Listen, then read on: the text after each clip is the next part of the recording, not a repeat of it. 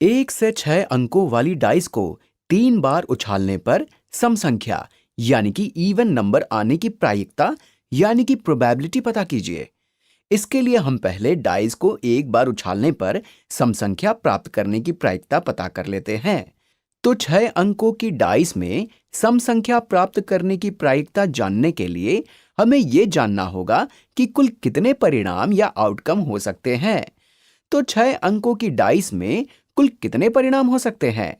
1, 2, 3, 4, 5, 6 यानी कि कुल 6 परिणाम हो सकते हैं। और इनमें से कितने परिणाम सम संख्या की शर्त या कंडीशन को पूरा करते हैं? 2, 4 और 6 सम संख्याएं यानी कि इवन नंबर्स हैं। प्रायिकता यानी कि प्रोबेबिलिटी वो घटनाएं या इवेंट्स हैं जो आपकी शर्त को पूरा करती हैं। तो यहां पर सम संख्या प्राप्त करने की संभावित घटनाएं यानी कि पॉसिबल इवेंट्स 3 हैं और कुल संभावित घटनाएं 6 हैं।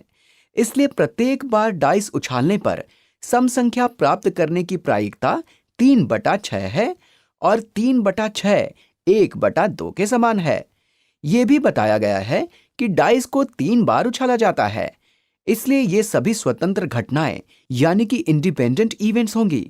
ये जरूरी नहीं है कि एक बार उछालने पर प्राप्त होने वाली संख्या अगली बार भी प्राप्त होगी।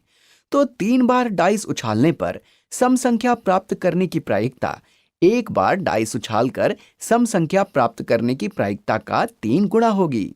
ये एक बार डाइस उछालकर सम संख्या प्राप्त करने की प्रायिकता है। मैं इसे यहां 2 बार कॉपी और पेस्ट कर रहा हूं। ये सम संख्या प्राप्त करने की पहली घटना है। ये सम संख्या प्राप्त करने की दूसरी घटना है। ये सम संख्या प्राप्त करने की तीसरी घटना है। ये सभी स्वतंत्र घटनाएं यानी कि इंडिपेंडेंट इवेंट्स हैं। इसलिए ये हो जाएगा 1/2 गुणा 1/2 गुणा 1/2 यानी कि 1/8। तो 3 बार डाइस उछालने पर सम संख्या प्राप्त करने की प्रायिकता 1/8 है।